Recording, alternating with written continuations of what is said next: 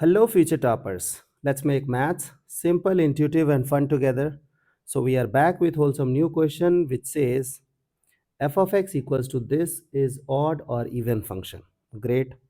So, you got your f of x and you have to judge whether it is an odd function or even function. So, for that, what we will do? We will find out f of minus x. Means we have to replace x with minus x. So, we will have 3 power minus x minus 3 power x, and we will have 5 power minus x minus 5 power x.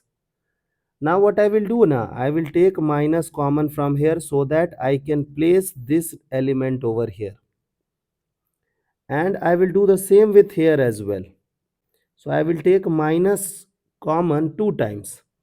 So minus minus will become plus and we will be left with 3 power x minus 3 power minus x, then 5 power x minus 5 power minus x, and you will observe that you are getting f of x.